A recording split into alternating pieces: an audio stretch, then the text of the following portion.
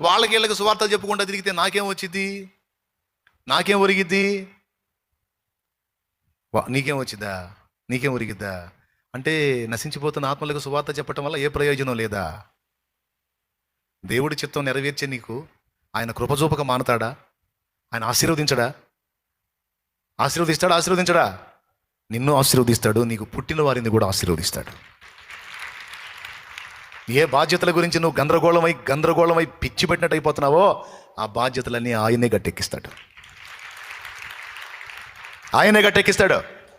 నీ మనసును ఎటు తిప్పుకోవాలి నువ్వు? అల్పమైన వీటి కోసం కాదు, శాశ్వతమైన దేవుని కార్యాల కోసం నీ మనసును తిప్పుకోవాలి. నువ్వు నా మనసును తిప్పుకోవాలి. నేను క్రీస్తు సువార్త ప్రకటించే మన నోరు మూతపడకూడదు. సూర్యుడైనా ఆగిపోతాడేమో కానీ సువార్త మాత్రం సాగిపోవాల్సిందే. అది దేవుడి చిత్తం. ఇలా నేను ఆ పని చేశా. అప్పులు ఉన్నాయి, బాధలు ఉన్నాయి, పెద్ద కుటుంబం, దొల్లించాలి, మొత్తాన్ని లాక్క రావాలి, అన్నీ తెలుసు. ఒక పక్క వర్క్ చేసుకుంటానే, ఒక పక్క ఫ్యామిలీని రొటేట్ చేసుకుంటానే, మరో పక్క ఎవరైనా ఎరగనోళ్ళు పరిచయం అయ్యారంటే సువార్త చెప్పకుండా వదిలిపెట్టేది లేదు. తినే తిండైనా సరే ఆడబెట్టి ముందు సువార్త చెప్పాలి. నా దేవునికి స్తోత్రం. అవన్నీ చూసి ఏవేవి బంధకాలు ఉండి నేను ఫ్రీగా సువార్త ప్రకటించకుండా బంధకాలు ఏవేవి అడ్డుపడ్డాయో మొత్తాన్ని తెంచి అవతల పడేసి, పోరా ఫుల్ టైం నీకు పో, చల్ నడు చేయిపో, ప్రకటించిపోని వదిలేశాడు. ఏ బంధకాలు? ఇవేనా? ఈ అప్పుల బంధకాలు శోధిస్తున్నా, తెంచేస్తున్నాను పో.